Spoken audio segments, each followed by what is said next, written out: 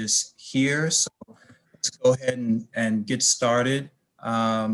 First, as we always do, let's get this meeting started with an opening prayer by Delegate Fletcher Harrison. Well, good morning, everyone, and good morning, Father. We are so happy that you have given us this opportunity to see another day, Lord. We recognize that you are the creator of all creations, the King of Kings and the Lord of Lords. And so we put you in your rightful place. You know, we adore you, oh God. We just keep you lifted high. And before we go any further, Father, we ask that you will forgive us of our sins just as we forgive others, because all have sinned and fallen short of the glory. But then we thank you again for waking us up this morning, allowing us the privilege to serve your people of Prince George's County and the state of Maryland. We thank you, Father, that you give us the opportunity to serve one another.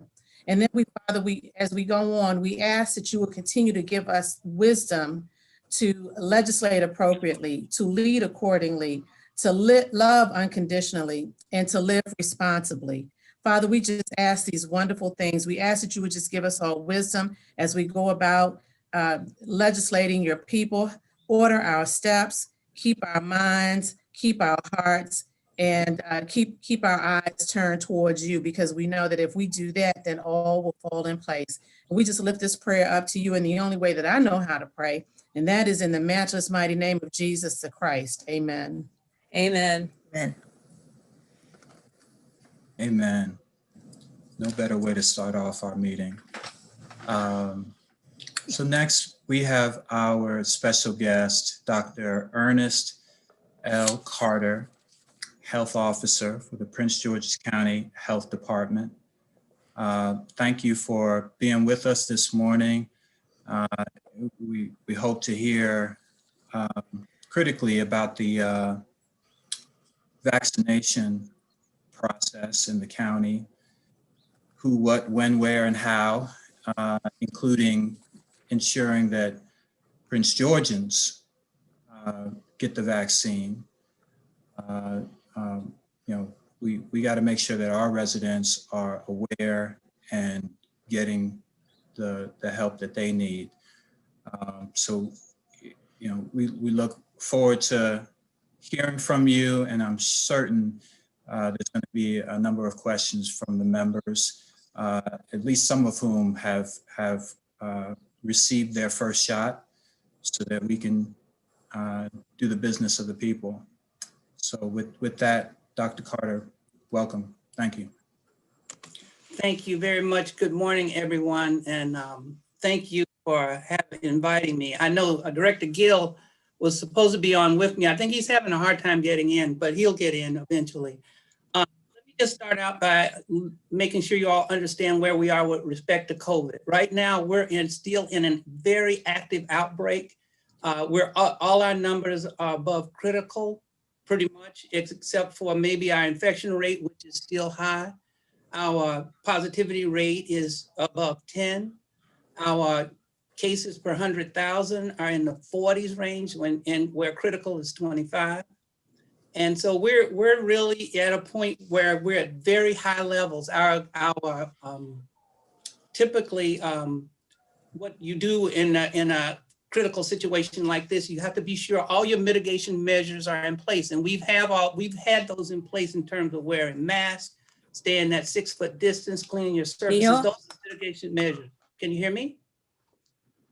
Now the next big major mitigation measure, as you all know, is the vaccination. And this is exquisitely important. For us to be able to get back to normal, we have to do vaccinations.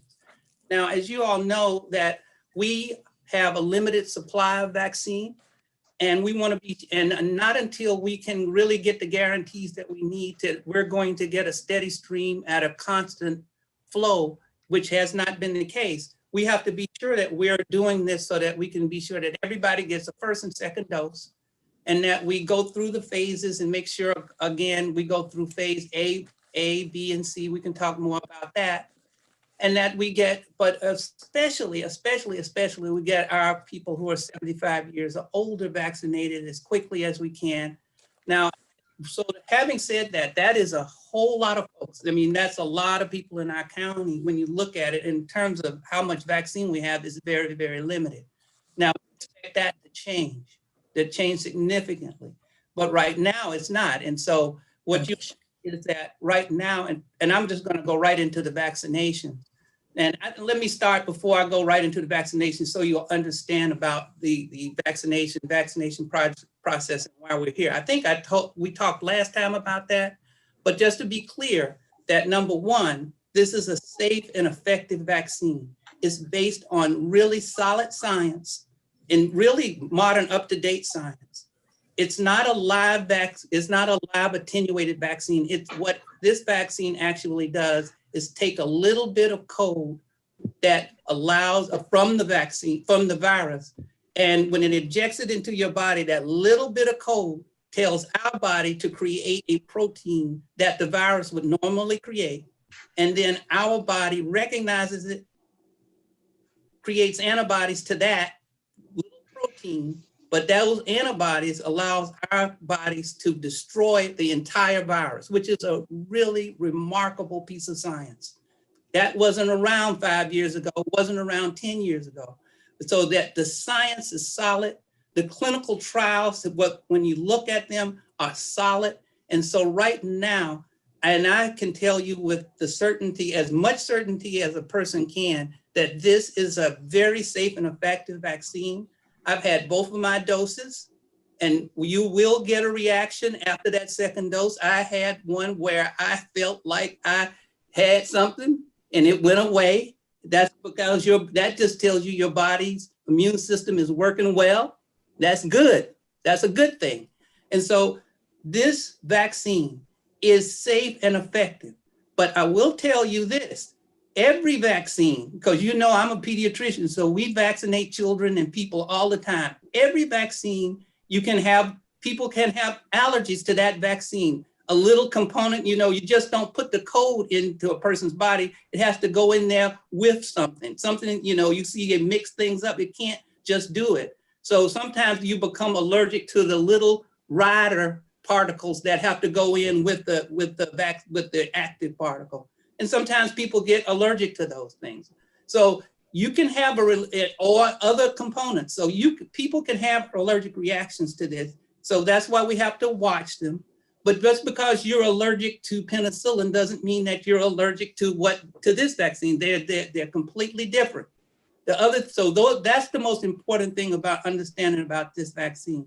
The other thing you should understand that's really important to understand about this vaccine, it's effective against the coronavirus as it stands now. But a coronavirus, like any other virus, is very amenable to finding a host. So it will mutate. And so a lot of people will say, well, let's not worry about the children. Well, if we vaccinate enough of the adults, then the virus is going, and if it's big, and if it's spread enough, it starts to mutate, and it'll start to affect children more. It'll affect other parts of the community. It's just, this happens with any virus, including the flu virus, they start to mutate. And when they mutate, what people do and scientists do, they start to change the vaccine so that you can get that mutated virus taken care of too. So every year, the flu vaccine that you get is in response to a mutated flu virus. And that's going to be true for this COVID virus. So when you hear like in South Africa, there's a new strain and it doesn't, so the scientists are working on that so that when the next vaccine comes out, it can get that too. So we're going to always be in that sort of catch up. But right now, the vaccine that we have against the coronavirus that's spreading real like wildfire, once you get vaccinated, you're good for about a year right now, given the fact that the virus has not mutated to that point. So those are the things I really want to be clear so you know about that. Now, let me tell you a little bit about what we're doing in Prince George's County. And I can tell you more about you. I know you can ask me more about the specifics about the vaccine. We can talk about all those things. But let's talk about how the distribution effort is going in Prince George's County. Prince George's County, we understand, and I know you all may have some anxiety about how fast we're doing it. To say, well, you got 5,000 doses, so why don't you give all 5,000 doses? Well, I would say that that would be true if I could 100% rely on the fact that I'm going to get enough for those second doses coming down the pipe. Because if you get one dose, you're going to have to get another. So for every person that comes in to get a dose, I'm looking at that second dose. So when so right now, to date, we got the last batch we got was about 3,700 vaccines. We are at the point at Sports and Learning where we're doing 1,000 vaccinations a day. You have to understand there's a real fine line between understanding, make sure and everybody gets that second dose and then having enough for the next folks coming in. So we're working that balance. Some people go faster than that and they use up all their supply and they hope to God they get it from the state so that they can do the second dose. That's fine. We haven't really taken that position. We're going to get to the point where we're completely caught up with the number of vaccines we get in, because next week we're opening up a site in South County. We will be, by this time next week, we'll be up to 1,500 vaccines a day. So when they give us they're like 3,700 vaccines, you'll say, well, that should be, we should be, that's clearly not enough. But you should be able to use that up in a day, but you don't want to, we could do that. But, I'm sorry, not in a day, but in a certain time frame, we could do that. But we put a little bit back to be sure we got some for those second doses. And so we're at right where we need to be. And even though you all may not believe it, we're right where we need to be in terms of how we're moving forward with our vaccinating for our county residents. Now, another question comes up a lot of times about, well, are we letting folks from other counties come in and get vaccinated? Now, the underlying principle for that, what we were told from the state and from the federal government, is that if a person is a taxpayer, they should be able to get vaccinated, whether they're from Virginia or whether they're from Montgomery County or wherever. However, the state has recently given us flexibility to concentrate just on Prince George's County residents, as best we can using their system. And so we figured out a way to do that, and we're working very hard to be sure that we do Prince George's County residents. But however, if a Montgomery County resident or from somewhere else gets vaccinated here, we don't look at that as a bad thing, but we want to be sure that we concentrate on our Prince George's County residents. So in terms of our vaccination distribution, we opened up Sports and Learning. That's at the point of doing 1,000 vaccines a day. We already had Cheverly that was open, that does about 150 vaccinations a day. We're opening up another site, and I hope Ronnie's on because he can talk more about this, down in South County on, I can't remember the exact, I don't have it in front of me. So I wanted him to talk more about that, so I didn't write it down. But anyway, we're opening up a site on, I can't remember exactly where it is. It's, I'm gonna have to let Ronnie talk about that one. But we're opening up, that site is going to come online on Monday. We're gonna be able to do 500 vaccinations a day there. So we'll be up to 1,500 vaccinations a day. And then we're opening up sites in other parts of the county in a sequence to be sure that for what I want and what I've asked and where we're getting to is about 2,500 shots a day. Now we're going to go beyond that clearly when we have to get into these other phases of vaccination. But if we're there, then we're at a good point to be able to expand so that we can meet all of, especially once our partners come fully on board, meaning that the pharmacies come on board, when all the physicians get vaccines, and they haven't got, all of these folks haven't gotten their vaccines or their share yet because of significant limited supply. So the landscape for vaccination is going to change drastically in February. Right now, because of the limited supply and sort of the lack of distribution plan, it's in flux. But we realized that was going to happen. And I think right now we're moving forward at a really nice pace in Prince George's County. So I don't want to, there's a lot to talk about. And I know you all have a lot of questions. And like I said, I know I have a hard stop at 11. So I'll just end there so that you can ask questions and I can answer as many questions that come to mind. Thank you, Doctor. There are a lot of questions, and I would ask that once someone is finished, the next one, just go ahead and chime in. First, we have Delegate Valentino Smith, followed by Delegate Fennell, and then Delegate Valderrama. Hey, Thank you. Mr. Chairman. Thank you, Mr. Chairman. Good morning, members of the delegation. Thank you, Dr. Carter, and thank you for all your work. I'm in the medical reserve corps, so as soon as session's over, I hope to get out there helping you with the vaccines. Thank you.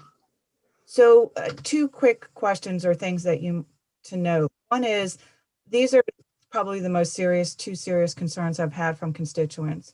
Mhm. Some of them over the course of COVID have had older family members come to live with them, kind of be in their pod, so they could take care of them, but they're not Prince Georgians, but they've been here and living with them and or would fall into one of the eligibility classes. And so they'd like to avail themselves of getting the shot here rather than returning to whether it be another state or another county. And the second one is the most significant one, that offering the vaccines at the Sports and Learning Center or at the different places, because the majority of people that are eligible are elderly, they're telling me they can't drive themselves there, that they're very concerned about the complexity of pulling up to the Sports and Learning Center and not knowing where to go, or in the private sector where the state's contracted with Doctors Hospital, you know, where will I park? How will I get in? What will I do? And start, you know, having people drive them, they're putting themselves even more at COVID risk since they've been trying to isolate. So notwithstanding the fact that you're having distribution centers, I'm hearing from a lot of elderly that they can't drive there. They can just drive to their local doctor's office, or they're really hankering for the state's contracts with their local pharmacy that they're used to driving to. And I'm just wondering if you're seeing that in with respect to a lot of seniors not coming to get it because they can't get there. Well, yeah, those are two excellent questions. So let me talk about the folks from out of state who are here in the county and need to be vaccinated. And that's why I said that we're going to vaccinate our Prince George's County residents, but that doesn't mean that we won't vaccinate people from out of state or from another county. And there are circumstances where we just need to do that, like in what you described as a circumstance. So we put this in front of our planning people so that they understand and this is a big task, because you can imagine we've got in phase 1, B, and C, those are the 75-year-olds in 1B and the 65-year-olds in 1C. There are over 270,000 people. So when we have people pre-register, we have to go through that and then actually understand circumstances. And so that is one of the things I've put that on their plate to work through, so that we can be sure we vaccinate people who can't get back to Florida. They came and stayed with their relatives. And that's a significant problem. We're working on it here. And I'm also working with our other health officers to try to solve that problem, because that's a significant one, but I don't want them to be left out. I want them to get vaccinated, but we've got to be sure we understand their circumstance. So I can't give you a definitive answer to that right now, but I will tell you that we're working on it. Now, with the seniors, we have, with our executive team has delegated folks to work specifically on the problem that we have, because seniors can't get into the sports and learning like they want to and like they should be able to. Not only the seniors, but when we go to folks who have disabilities, that part we're working on now also. I can't say, because sports and learning right now is not friendly to seniors. And we know that. And so we knew when we stood it up that we need to get to that next phase, but we didn't know that we were going to go to phase 1B as quickly as the state went. We thought phase 1B was going to happen in mid-February and we would be prepared for this. But when he opened phase 1B, and we know, and I'm very much, I can't say I blame him for opening phase 1B, because I believe that the 75-year-olds need to be vaccinated very much in a priority. We weren't ready for that. So we're going to be ready for that in the next few weeks. We have plans to make sure we can take care, that seniors can get taken care of at our sites. And those that need help, we're going to make sure they get help or need have special circumstances. So I agree with you on both of those issues. Those are two issues that we have to make sure we resolve. Thank you, Mr. Chairman. And we have the highest number, so we're willing, now that we're in session, to push the state to get the resources you need. So just keep us posted. Thank you. Thank you. Thank you, Dr. Carter. This is Delegate Fennell. I heard you say that you are working on special circumstances in reference to disabled seniors, because I know one that actually that is bedridden, which is my mother, who needs the vaccine, who's actually at home being rehabilitated now. So, I mean, can you tell me or explain in what type of, what type of service or what your program you're trying to do to get those seniors vaccinated? Yes, I can. So we obtained 3 mobile units, and it's our mobile units that are going to help those seniors who can't get to us. Now we have 3, and of course that they have to be staffed. And again, we didn't know we were going to go to seniors until we thought we were going to go to seniors in mid-February, but now here we are. So those have to be staffed and activated. We have the staff on board, their training, and we're going to launch our first mobile unit and then the other ones. Now we also, the good news is with the Biden administration coming in, they're going to also help us because we need help with that. I mean, those issues, that's the money we need, and that's the help we're going to need to be able to do this mass vaccination. What we had, you know, we bought those vehicles to know, but we do know we need the funding to get to the next step to solve those problems. Now, we also have a program called COVID Cares, where those are the folks who can't get to the doctor or don't have a doctor. We realize that there's a lot of folks who don't have a doctor who fall through the cracks, and we've got to take care of them. So we have a plan for being able to get to folks who can't get to us.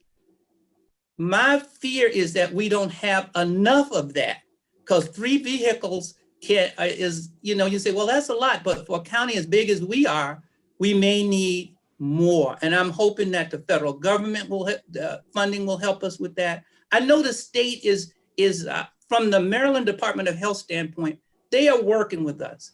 But sometimes we get caught off guard by some of the announcements that the governors make, but they are working with us.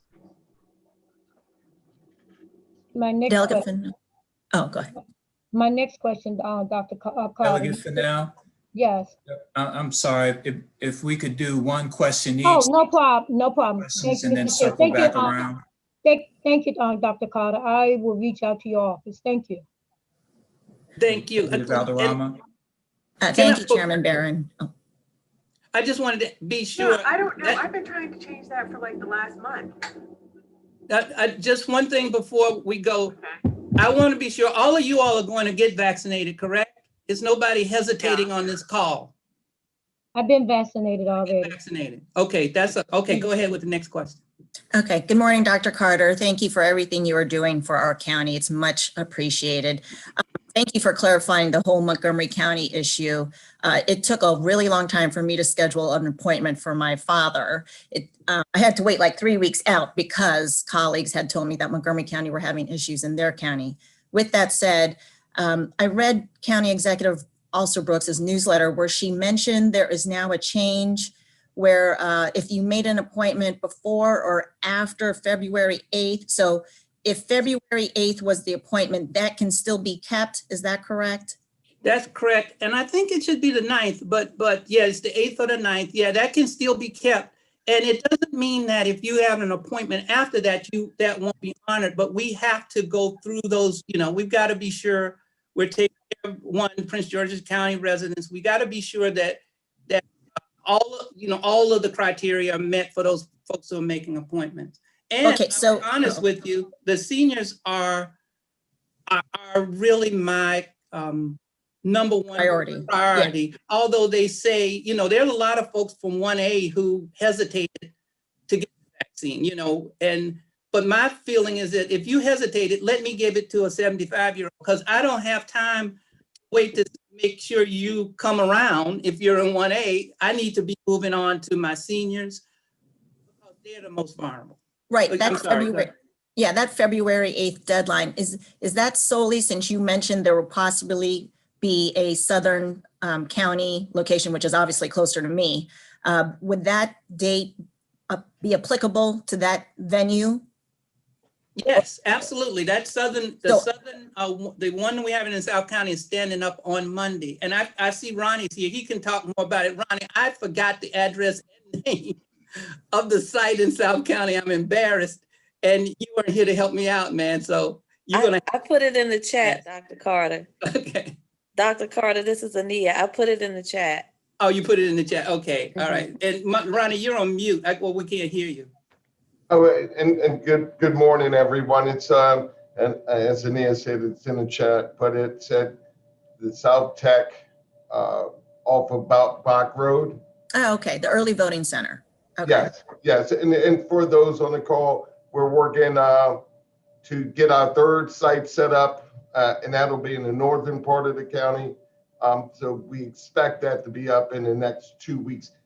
2 weeks from the next Monday when Bach Road opens, we'll make plans to move forward with another location in the northern part of the county that would be able to do the mass vaccinations as well.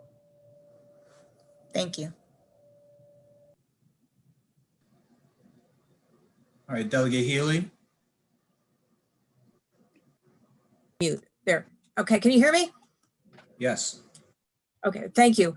My question is along the same lines about the February 8th or 9th deadline, because I'm hearing from seniors who got appointments for March and are very upset that they have to start from zero, and because the way they interpreted what the county executive said is that it's going to be they're going to do away with those appointments and they're going to have to reapply from the beginning. And it took them a long time going online several times to get the appointment they got. And they're afraid of losing their place in line that they took a long time getting. Is that correct? Or is there outreach to the people who have already signed up and they're just verifying that they're county residents? This is Dr. Carter. What you said, the latter is what the people who already signed up, and we're asking them to pre-register, but we do know who they are. So we're making sure that the Prince George's County residents who signed up can get vaccinated in that time frame.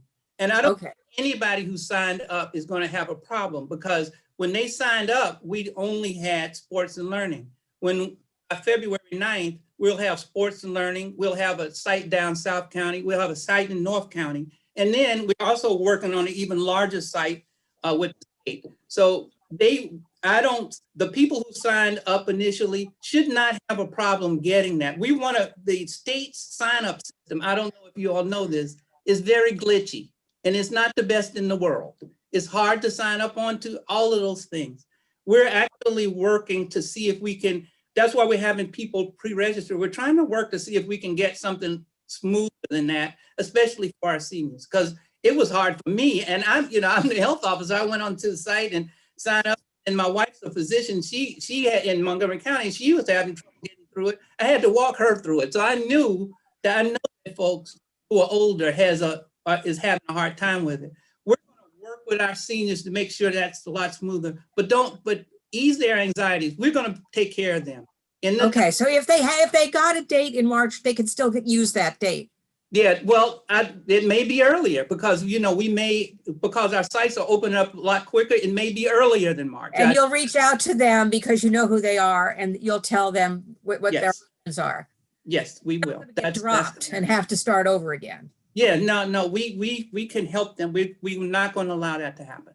Thank you very much. Appreciate it. You're welcome. Delegate Pena-Melnick. Good morning, everyone, and thank you for the information and for the work you're doing.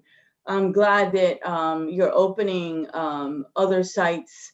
I think that the North is the right solution. As you know, Blacks and Latino have been hit the hardest in the entire state. And the zip code with the largest number of cases is 20783, which is the Hyattsville, Adelphi, Langley Park area. So I think that a site in that location should seriously be the second one. I know that the University of Maryland can be a place where it could be one of the mass, that can handle a lot of people. But in the Langley Park area, that will be perfect. And I know New York is doing the following, which I hope you consider it, which is that they're doing vaccination. They did testing with the supermarkets, and they're doing vaccination, considering it at the supermarkets. In Maryland, especially in Prince George's County, we have Mega Mart, which has many, many locations, Best Buy as well. So I hope that you think outside the box, especially for that community, because it's a very tough community to vaccinate. And we're trying to get the word out. I know that I'm participating on Monday with the county executive and Denny Taveras, Councilwoman Taveras, and Gustavo Torres Foncasa. We're doing a Spanish town hall on vaccines. So we just need to think outside the box when it comes to the Black and Latino community, the churches. So thank you for the work you're doing. And if I can be a partner, let me know. Thank you, Delegate Melnick. I really appreciate it. And we will think outside the box. We're working with the state to push them also, because they actually, they're working to get more of the pharmacies online, including pharmacies that are in large grocery stores, so they can do vaccination. But we will definitely do that, especially for our Latino brothers and sisters. Delegate Washington. Thank you, Mr. Chair. Quick question. On the county website, it asks for residents to bring their car insurance, or not car insurance, their healthcare insurance cards. And so it's kind of confusing, because it says that either folks have to pay for this vaccine, or it lose that folks have to pay for the vaccine. Can you make it clear that if folks don't have insurance, that they still have access to the vaccine, or is that not clear? How do we make that more clear to people that they don't need insurance, no matter, they can just come in and get the vaccine? Thank you, Delegate Washington. So I do want you all to be sure you make clear to your constituents that this is a free vaccine. And the only reason those sites ask for insurance information and we get insurance information is so that the insurance company can reimburse the state and us for for what they charge for doing the work. For that reimbursement helps pay for the people there. But if you don't have insurance, it doesn't matter whether you have insurance or not, you'll get the vaccine, period. And when they charge your insurance company, the insurance company has already been paid for this work from the federal government. So the federal government pays for the vaccine, and then they pay the insurance companies for the work to do the vaccine. So it's an administrative charge. It has nothing to do with people, to get people getting anything. Again, they shouldn't pay. If the insurance company comes to anybody, it's illegal for the insurance company to ask somebody for a copay or anything like that with this vaccine, because this vaccine has been paid for by the taxpayers. So it's absolutely free. And so people know that. So if they say, I don't have my insurance card, so you're not on me. So okay, well, I don't have it. Just fill out the form, keep going. And Washington, this is Ronnie Gill. That's one of the glitches and problems with the prep mod, because we wouldn't have had that when we build our site. We won't even have that information on there, but that's on the state website. And many of us in a number of counties have talked to the state about that as well. Thank you. Delegate Harrison. Well, just at the risk of beating a dead horse, and this really doesn't require a whole lot of talk, I guess, but the news clips that come out from Prince George's County government every day, the opening paragraph of this particular one, Prince George's County's COVID-19 vaccine appointments are booked through February the 9th, but a large portion of those slots are filled by people who live outside the county. And it goes on to say as many as 50% of the people getting vaccinations in Prince George's County are from Montgomery and other counties. Montgomery County apparently didn't have enough vaccines. So I'm just happy to hear that we are standing up more sites.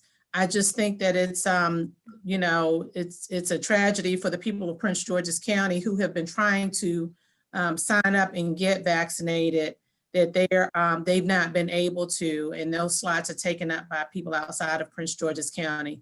But I'm assuming that it will soon be rectified. So thank you very much. I will comment on, thank you. I understand why people feel that way. It's interesting that recently, those say, well, I'll let Ronnie, did you want to speak to that a little bit, what we heard this morning? Yeah, and what I was going to say, Delegate Harrison, is that our teams are going through and scrubbing those who are not county residents. An example of such, and we found out this morning or last night that 300 names were taken off that list, and the names that were added were all residents of Prince George's County that were 75 and older. And we're doing this until we get to the February 9th date, because after that date, it's closed registration. And unless you go through the pre-registration process, you won't be able to get on. And if you're not a county resident or a county employee, you would not make the list to get an appointment.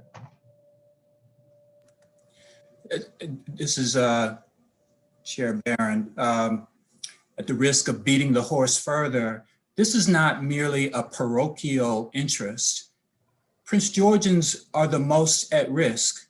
We have been the hardest hit. On this call are state officials.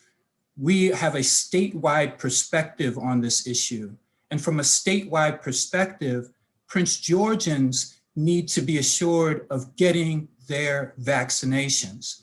So whatever we need to do to correct this and correct it as quickly as possible, it is imperative, and it is in the interest of the state of Maryland, not merely the interest of Prince George's County.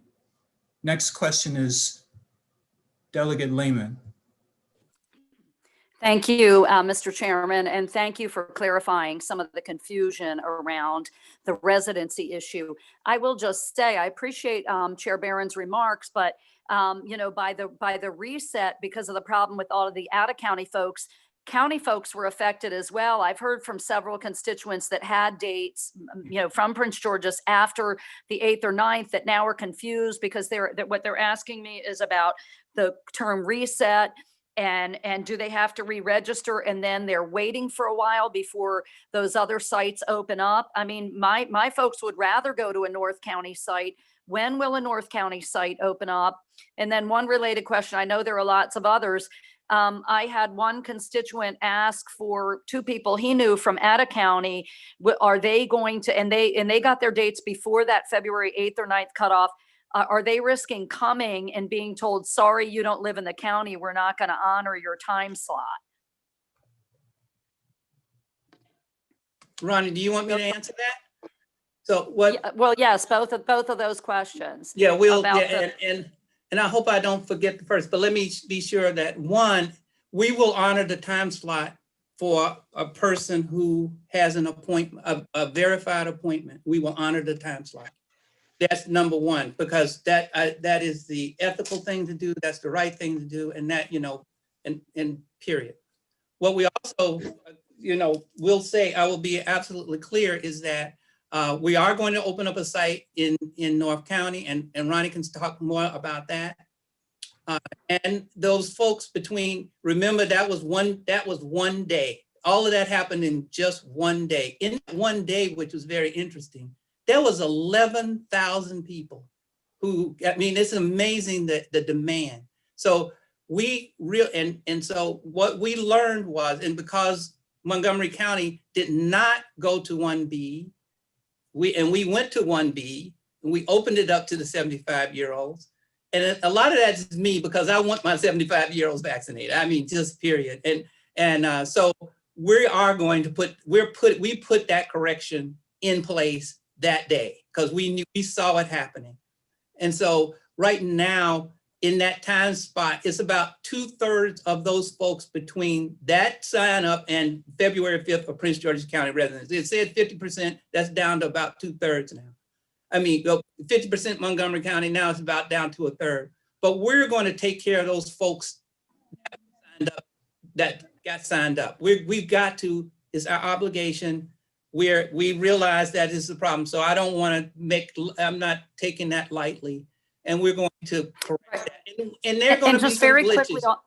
I'm sorry. Go ahead. Very quickly on the North County site, because the same thing will happen in North County unless the rules are really clear. The Okay. North County site we've heard is supposed to be by Laurel Hospital. Yeah, and a lot of folks will come over the county line from Howard and Anne Arundel if we're not crystal clear about the priority being for Prince George's. Is that true? The Prince George's site will be near Laurel Hospital, and can you make the rules clear about out-of-county residents, or we'll run into the same issue?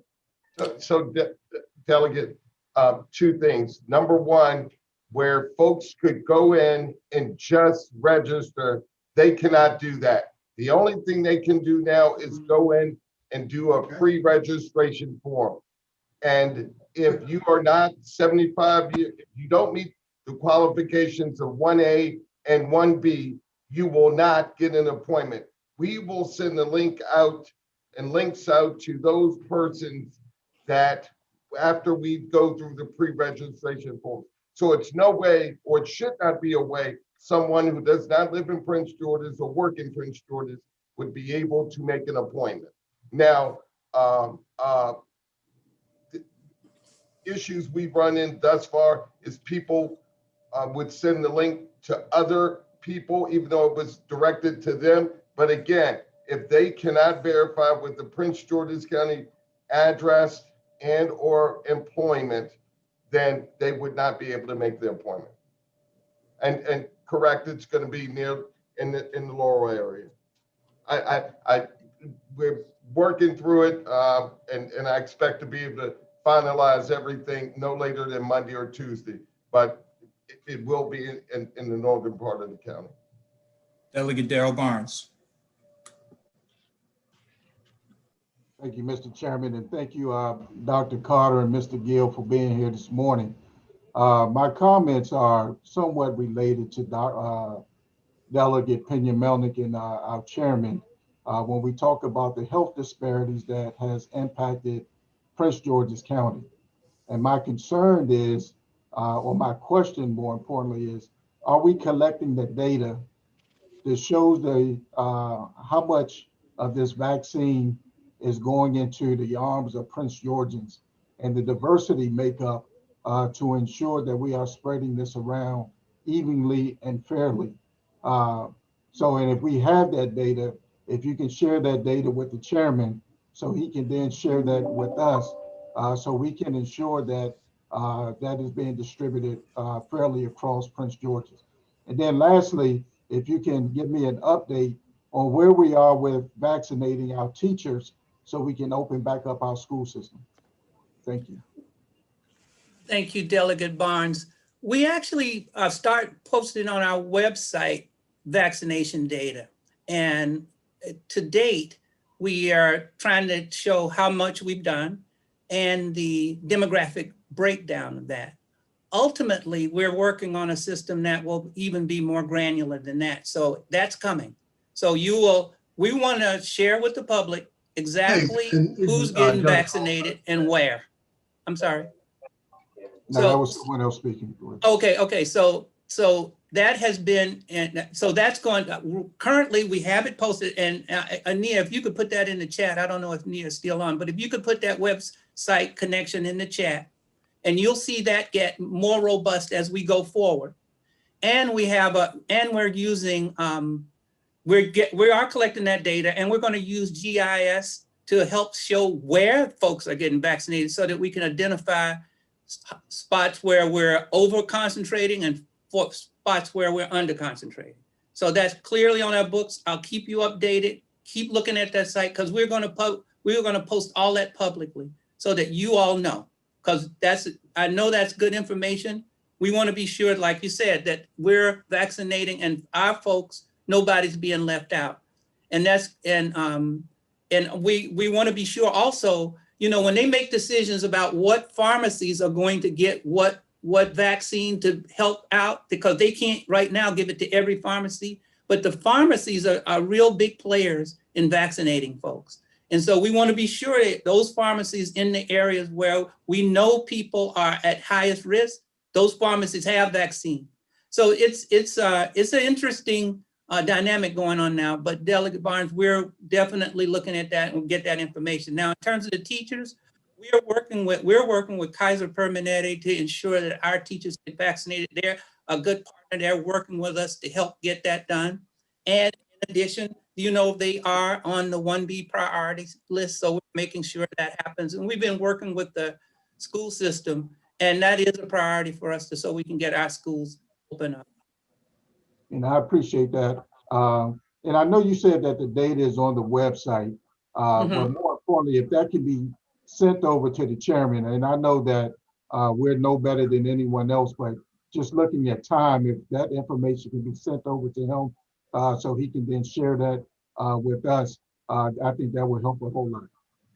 Okay, now that's fine. We could give it to you weekly, and then but so what, Ania, be sure to make sure that our planning folks get that over to them, because we generate a PowerPoint that you could take a look at, yeah, so we can do that, Delegate Barnes. Thank you so much. You're welcome. Thank you, Delegate. You mentioned pharmacies. Whatever you can do in your role to emphasize our independent pharmacies, that would be much appreciated. It's those pharmacies that really are much closer to the people and to particular communities.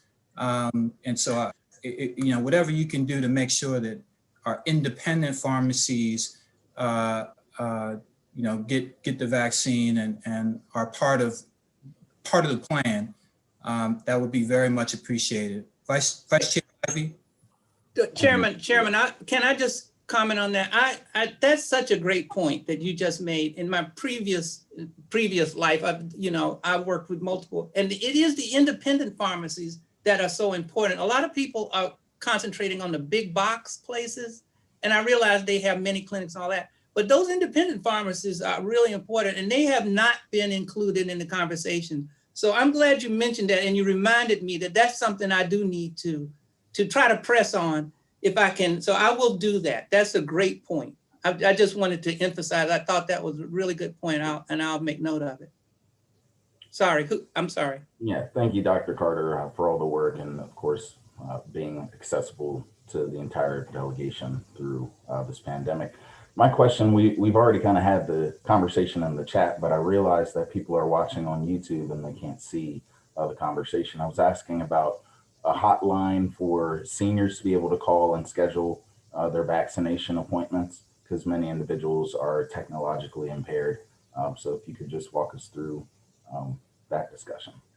Yes, sir. I know that we, right now is where I think it's 311. Ronnie, correct me if I'm wrong. They're working on the hotline for that. We were going to use the hotline that we had for testing, but that was a little bit more confusing. So Ronnie, can you address that a little bit more than me? Because I know we are moving on that, but I don't have the number in front of me.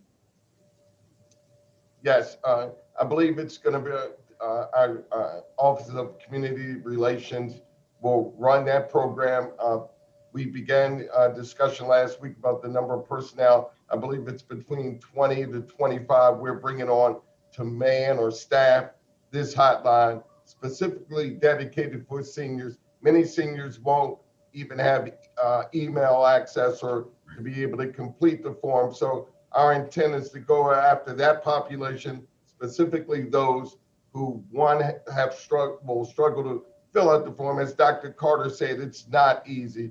And secondly, these folks will walk through the process of completing the form, and those who don't have internet, identify that population as well. And Delegate Ivey, I wanted to, so you all understand, when they said we're going to open it up to seniors on January the 18th, that wasn't in our plan. I hope when I first presented it, our plan was that's going to happen in February. Understood. So we're scrambling to get all of those things done. because those are very good points. And so it has confused, that opening up on the 18th has confused our seniors, and I feel real bad, but we're going to correct those things. I hear you. And thank you very much. I really wouldn't be here without my seniors. So if you all Yeah. could also consider maybe like a robocall where they could stay on the line to set up a vaccination appointment. I know that's a lot, but nonetheless, it's a really important thing that we do, getting them vaccinated. Yes, sir. Thank you so much, sir. You're welcome.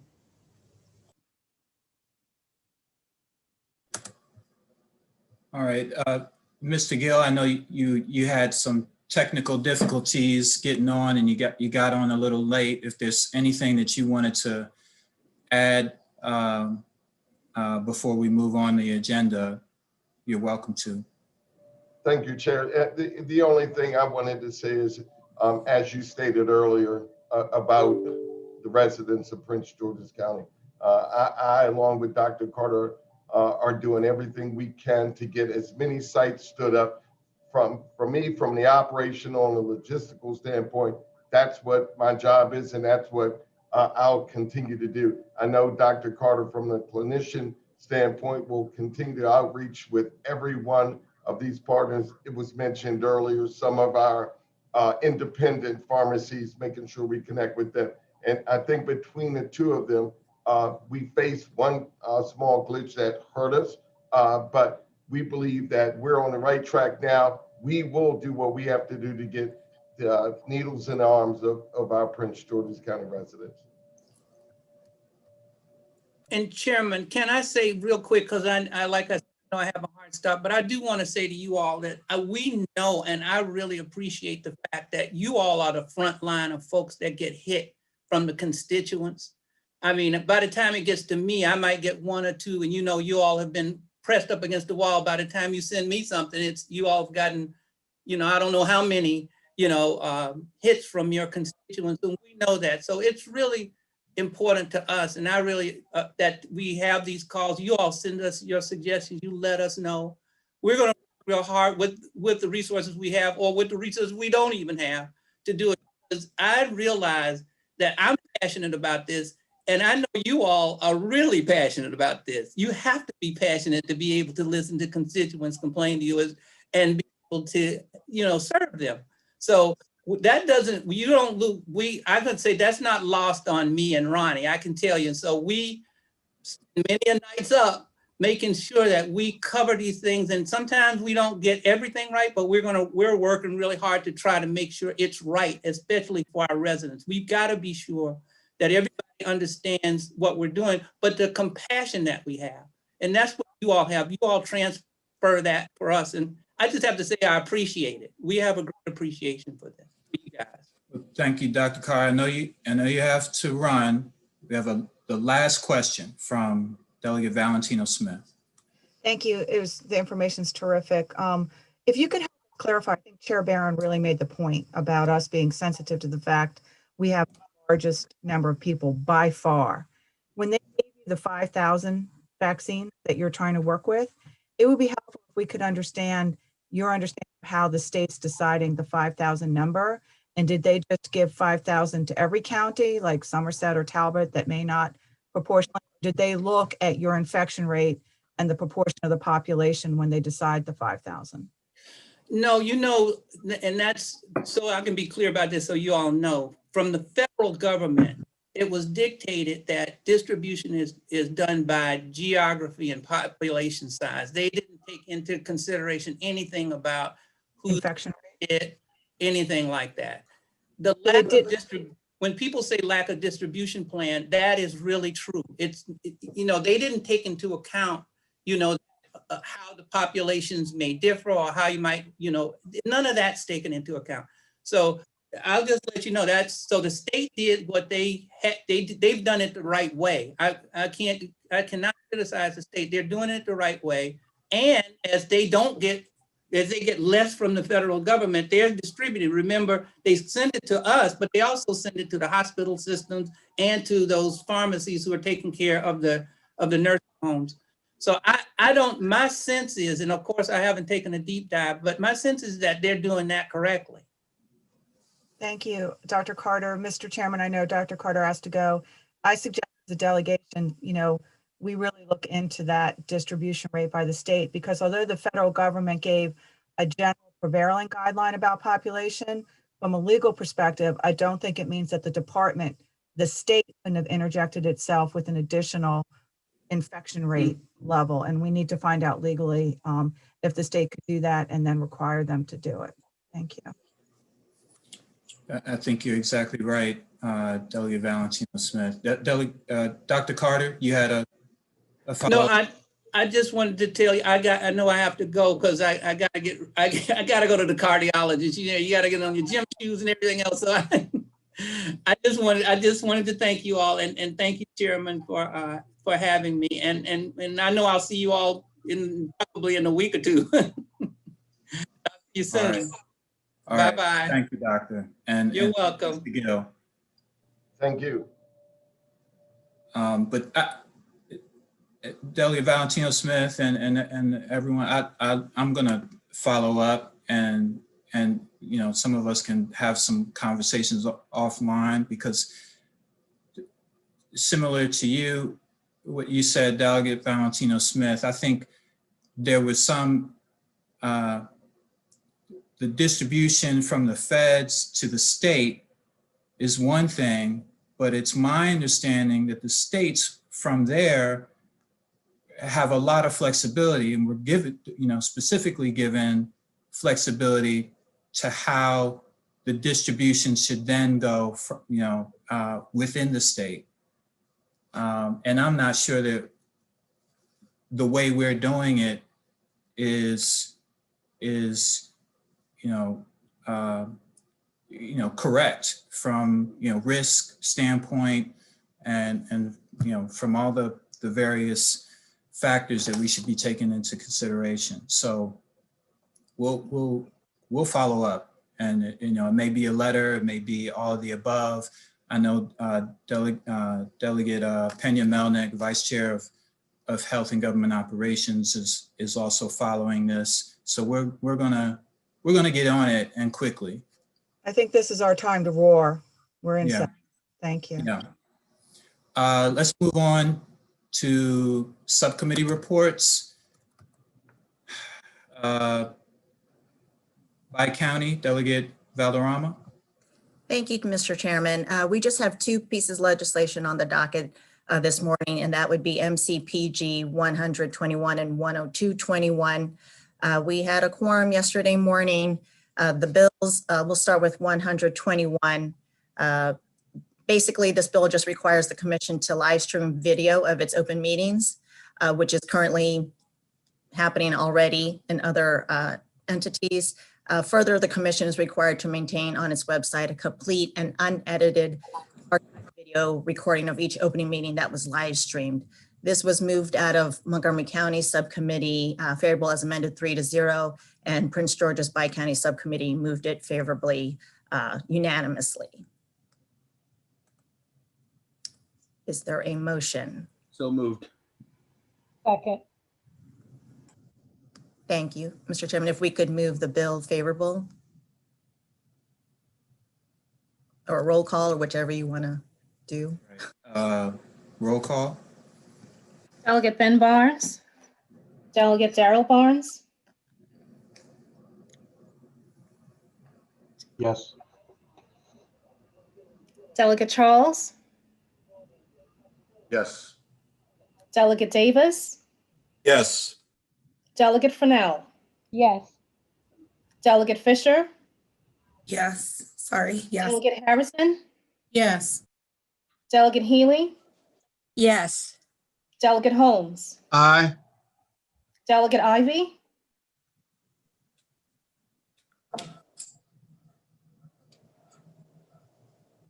Delegate Ivy. He's off the call. Oh. Delegate Lehman. Yes. Delegate Lewis. Delegate Pena Melnick. Yes. Delegate Proctor. Yes. Delegate Turner. Yes. Delegate Valderrama. Aye. Delegate Valentino Smith, Yes. Delegate Walker, Yes. Delegate Washington, Yes. Delegate Watson, Yes. Delegate Williams, Yes. Delegate Ivy, not back. Chair Barron, Yes. bill passed.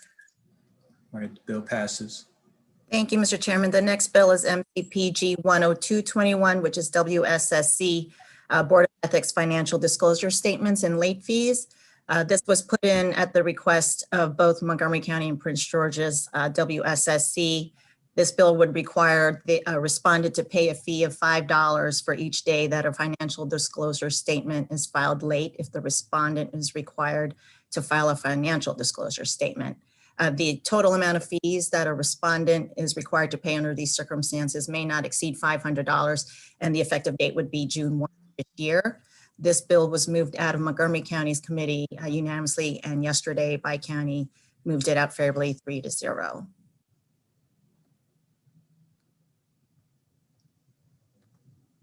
Ready for a roll call?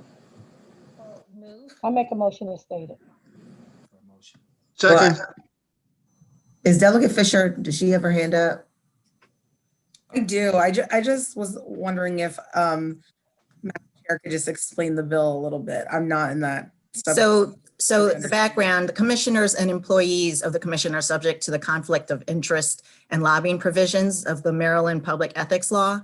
And a commissioner, employee, contractor, or subcontractor of that commission may not willfully and knowingly violate any provision of Title 19 of the public article. Guy Andes, who was representing WSSC yesterday, this request and also Montgomery County's request. If council would like to give further details, that would be more than welcome, David. Unless that didn't answer your question, Delegate Fisher. That did. I understand it a little bit better. Thank you. You're welcome. I believe there was a motion and a second on a favorable. Sorry. Delegate Great. Williams, Yes. okay. Delegate Watson, Yes. Delegate Washington, He jumped off the call. Delegate Walker, Yes. Delegate Valentino Smith, Yes. Delegate Valderrama, Aye. Delegate Turner, Yes. Delegate Proctor, Yes. Delegate Pena-Melnick, Yes. okay. Delegate Lewis, Delegate Lehman, Yes. Delegate Ivy, Delegate Holmes, Aye. Delegate Healy, Aye. Delegate Harrison, Yes. Delegate Fisher, Yes. Delegate Fernell, Yes. Delegate Davis, Yes. Delegate Charles, Yes. Delegate Darrell Barnes, Yes. Delegate Ben Barnes, Chair Barron, Yes. bill passed. All right, so that bill passes. Just a note, and I know people are trying to protocol and raise their hands, and so I'm doing the best I can to see them, but I know I missed a few, and I'm sorry about that. Feel free, if I don't see, just to unmute and chime in, okay? Next, county affairs. Delegate Fennell. Thank you, Mr. Chair. I don't have anything to report other than that county affairs will be meeting on January the 27th from 8:45 to 9:45. Committee members, please be ready to vote on some of the bills, and public, please watch out for the agenda. Thank you. Thank you. Education, Delegate Proctor. Mr. Chair, I have nothing to report today. We will be meeting next Wednesday, January 27th at 10 o'clock, and the public will receive our agenda in a timely fashion. Thank you, Delegate Proctor. Law Enforcement, Delegate Lehman. Thank you, Mr. Chairman. The Law Enforcement Subcommittee met yesterday and had a very productive meeting. We considered and moved 2 bills to the full delegation. The first, and I do not have the summary, I have the full title and the vote. I don't know if Councilor Morgan has the summary handy. I looked through my files and couldn't find it. But first of all, we considered PG 30221. That is a speed monitoring system bill affecting residential and school zones. Does Councilor Morgan have that summary? I do. Yes, PG 30221. This bill authorizes the governing body of Prince George's County, after reasonable notice and a public hearing, to place a speed monitoring system, 1 on a highway in a residential district with a maximum speed limit of 35 miles per hour, or 2 in a school zone with any posted limit. However, there was an amendment offered and adopted in subcommittee. So as amended, the bill does not authorize the use of speed monitoring system in a school zone with any posted speed limit in Prince George's County. The recommendation was favorable with that amendment, 5-0. Thank you, Councilor Morgan, for that. And Mr. Chairman, if there are not any questions, if you want to ask for a motion, or I can ask for a motion to move it favorably. Is there a motion? I move. I'll second it. Roll call. Delegate Ben Barnes, Delegate Darrell Barnes, Yes. Delegate Charles, Yes. Delegate Davis, Yes. Delegate Fennell, Yes. Delegate Fisher. Yes. Oh, thank you. Delegate Fisher, Yes. Delegate Harrison, Yes. Delegate Healy, Aye. Delegate Holmes, Delegate Holmes, Delegate Ivy, Delegate Lehman, Yes. Delegate Lewis, Delegate Pena Melnick, Yes. Delegate Proctor, Yes. Delegate Turner, Yes. Delegate Valderrama, Aye. Delegate Valentina Smith, Yes. Delegate Walker, I'll pass. I'm not really clear what this is doing. Delegate Washington, Delegate Watson, Yes. Delegate Williams, Yes. Delegate Holmes, Delegate Walker. Pass again. Chair Barron, Yes. bill Was- passed. Delegate Holmes muted? He looked like at one point he was saying He's- something, but. Yeah, but I don't think he can, I don't think he's listening to us. Yeah, I'll send him a message, but the bill passed. All right.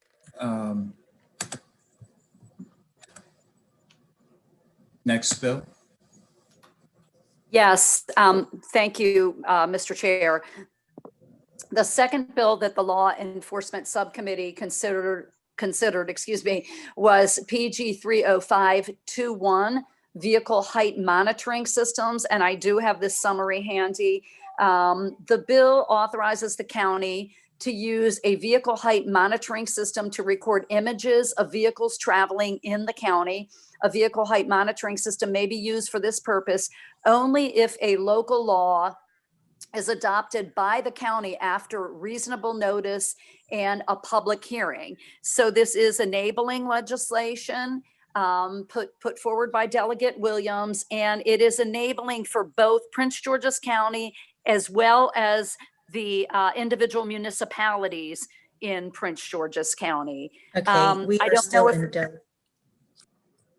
I'm sorry, what? I thought I heard a question. I have a So it is question. enabling legislation, and Councilor Morgan, I don't know if you have anything else you would like to add.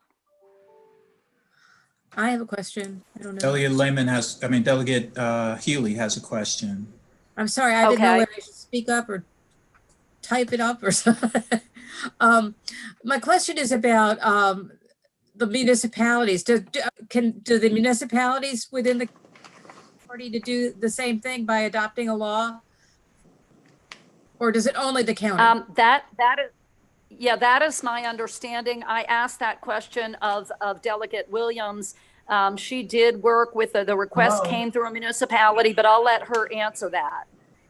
Good, thank you. Yes, my understanding is that it says local jurisdictions, which would include municipalities, would have the authority to pass legislation. Obviously, they would have to adhere to the notice requirements as well, just like the county would, but they could enact an ordinance to install these vehicle height monitoring systems as well. Okay, thank you. I appreciate that.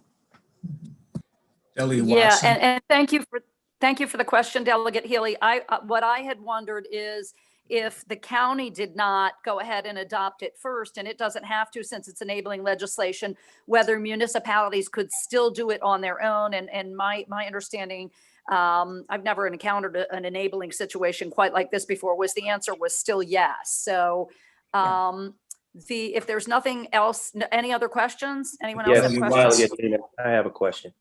I'm trying to understand what issue this legislation solves. Are vehicles getting stuck under bridges or what? Why do we need to have this at all? Yes, so thank you so much, Delegate Watson, for your question. When we had our public hearing, I talked about the concern that was raised, that was first brought to my attention by the town of Riverdale Park, where they're having issues with large commercial vehicles utilizing their residential roads and local roads, as opposed to some of the major arteries that feed into the town. And what it's doing is in turn causing damage to those local roads and residential roads, as well as just the general noise associated with those large vehicles transversing on those types of roads. They have signage currently in place on those roads saying that, vehicles over a certain size should not use those roads, but those signs are being ignored. So the vehicle height monitoring system has a way to capture license tag numbers so you can follow up and find those folks who infringe? Okay, thank you very much. That is correct, yes. Thank you. Mm-hmm. Thank you. Any other questions on PG 30521? Move to accept. Delegate Walker? I've got a question. Yeah, so with this, what about like a commercial vehicle truck? If they're moving a resident in, those could be big trucks. Are they violating the law by doing that? No, they wouldn't be violating the law if someone's, getting a truck to move themselves in and out of their home. That wouldn't be a violation. I think the concern is just really big, large construction vehicles and those types of vehicles. So we're talking like 18-wheelers.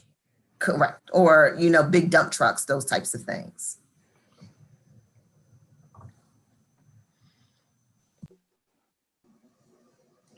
Any other questions? I second Delegate Watson's motion. Okay, I was going to say, I just wanted to announce that the bill did pass the subcommittee 5-0. So there's a motion and a second, Mr. Chairman. Roll call. Delegate Williams, Yes. Delegate Watson, Yes. Delegate Washington, Delegate Walker, Yes. Delegate Valentina Smith, Yes. Delegate Valderrama, Aye. Delegate Turner, Yes. Delegate Proctor, Yes. Delegate Pena-Melnick, Yes. Delegate Lewis, Delegate Lehman, Yes.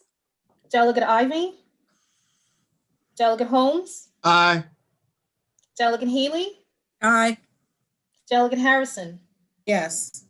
Delegate Fisher, Yes. Delegate Fresnel, Yes.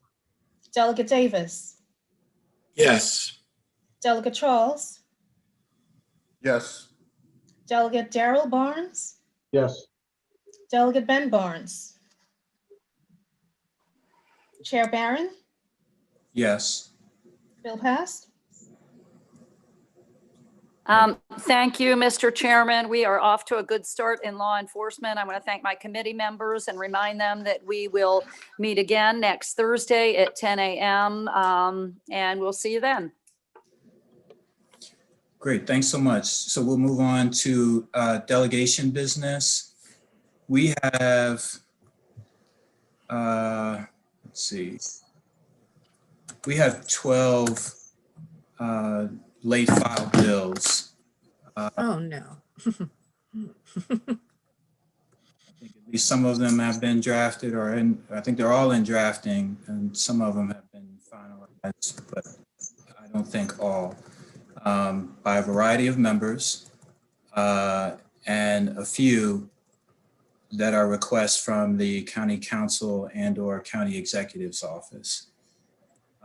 So we need a vote to whether to suspend the rules and allow late file bills. And depending on that, how that goes, a second vote to allow the public hearing on February 2nd. And Chair Barron, just to clarify, the vote to suspend the rules and allow the late file bills requires a 2/3 majority. So we would need 16 in the affirmative. Got it. So do we have a motion to suspend the rules and allow late file bills? So move. Second. Question?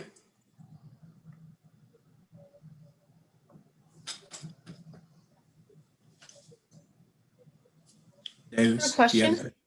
Mr. Chairman, I was wondering, is this one consent calendar vote or is it an individual vote? The former, one vote. Okay. Any other? Do the roll? Question, Chair. Delegate Watson. Is there a sense of what these bills entail? I mean, and I'm sensitive to this because I remember last session I had a late file bill that we voted to move forward with and it went nowhere. And so, you know, it's nice to know the county executive has a bill or maybe multiple bills, but do we have a sense of what these bills entail? Or are we just going to approve these because it is the county executive? Well, I can tell you just spitballing. They have to do with elections, tax sales, limited auction, 2 surcharge measures, another tax-related bill, public ethics. There's a pilot, and that is the county executive's bill having to do with low-income housing. The county council unrelated. I think I have it, Chair. I just want us to be fair and even-handed when we start talking about suspending the rules, because I was not granted that opportunity last session. Thank you.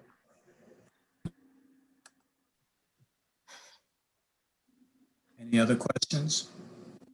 Delegate Healy has a question. I'm just going to speak up in my role as chair of the Rules Committee. These are all going to be probably not, even if we do all of this timely, unless we have they been dropped at all? Or, I mean, where are they in the process of the House? Because if they're going to come in after the deadline, they're going to go into the Rules Committee and they may not come out. And so it may be just exercise in futility if Crystal, can you clarify? Moving along in the process. Yeah, so they need to be dropped by February 5th. So we'll make that deadline, but they're all still in drafting, most of them. Okay. So will they be available in time for the hearing, the actual drafted bills? As they come in, I'll put them on the website so they'll be made public, but there is no guarantee. You know, DLS is working as hard as possible to get everything back to us.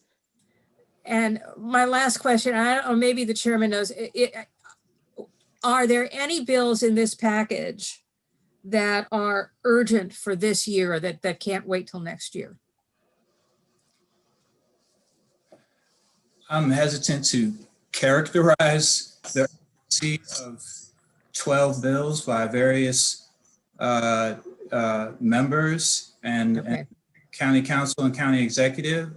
You know, I would say that the county executive and the county council would probably characterize their late filed bills as vitally important and that they want and need to pass this session. Okay, thank you. Mr. Chair, Yes, Delegate Harrison. I would only say, and Delegate Lehman would understand this as well, with the council, probably because of when they came back into session, it just takes them a while because they have to, you know, vote as a body. They can't just, you know, get everything out as soon as it comes up. And so that may be why they are in the posture where they are, considering today is with the 21st. They've probably only been in session 2 weeks, which means that they would have only had 2 meetings. I'm making an assumption here. I can't speak for the process of the county executive. I just know that with the county council, and it's always been a struggle between this body and the county council with getting their legislation in, but it's because of the way that they have to operate and when they can actually vote as a body and then do their transmittal. Not making an excuse, just trying to make an explanation. And also, I mean, we are in a pandemic, so I imagine that may have had some challenges for everyone who, you know, has a bill on this list. You know, if ever there's a time we make an exception for late file bills, it might be now during these times. Any other discussion? So I'm voting yes to allow late file bills. We ready for a roll call? All right, roll call. Delegate Ben Barnes, Delegate Daryl Barnes, Yes. Delegate Charles, Yes. Delegate Davis, Yes. Delegate Fennell, Yes. Delegate Fisher, Yes. Delegate Harrison, Yes. Delegate Healy, Yes. Delegate Holmes,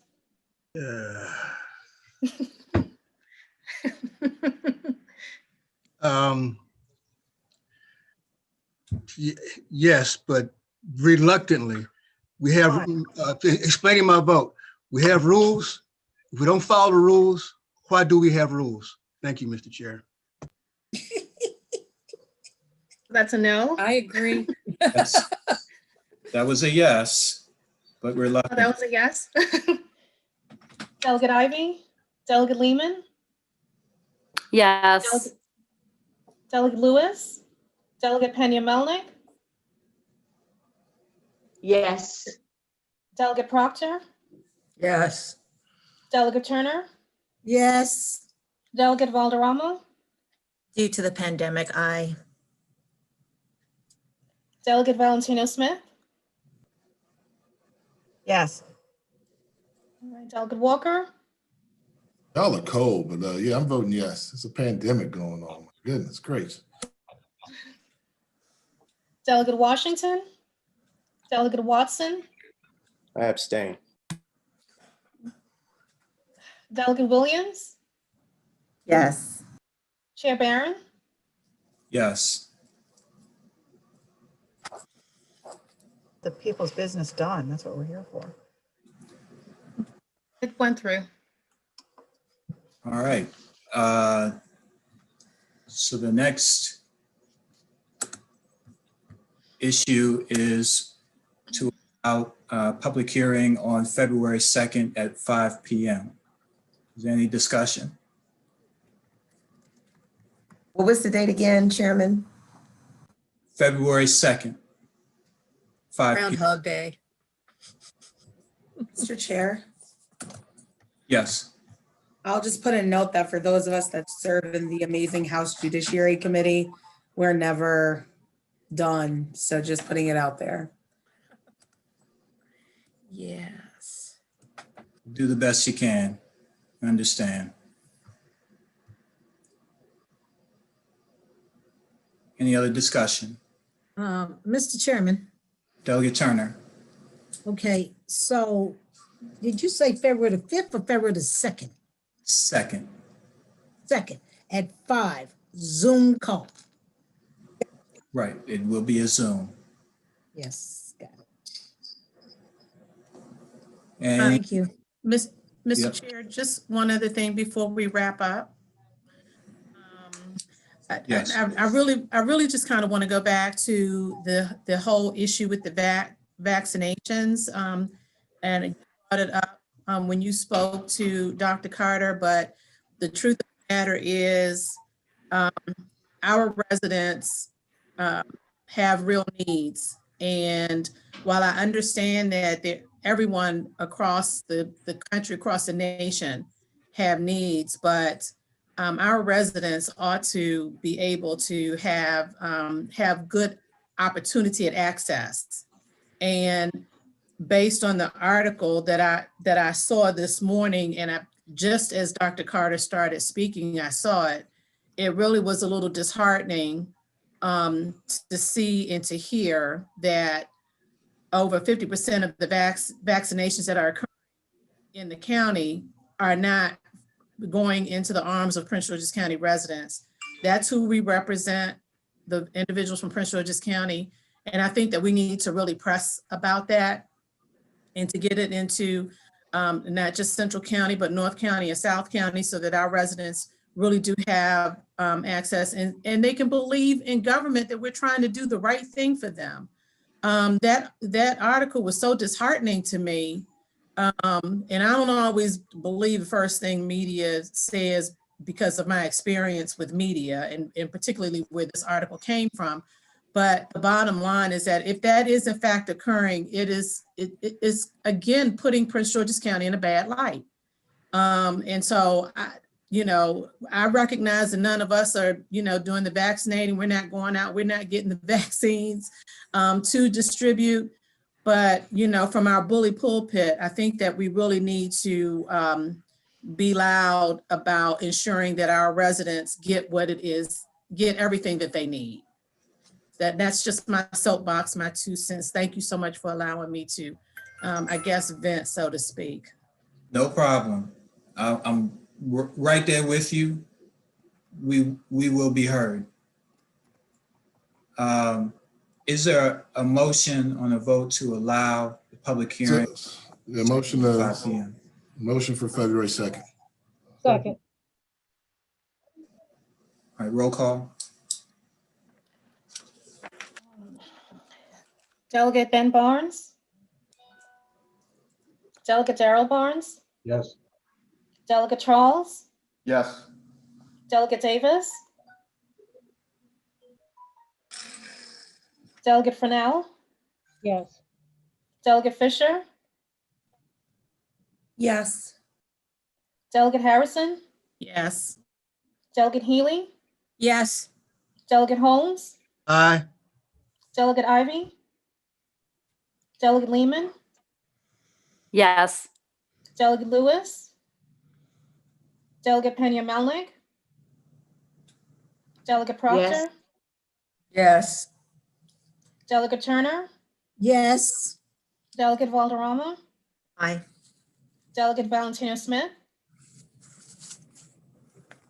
Delegate Walker, Yes. Delegate Washington, Delegate Watson,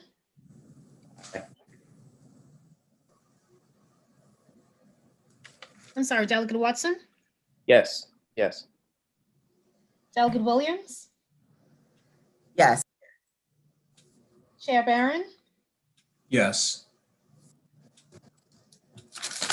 Wait, So that's what we'll do. February 2nd, 5 p.m. If there's no other business, I move we adjourn. Second. Second. we're adjourned. Thank you, everyone. See you next week. Thank you.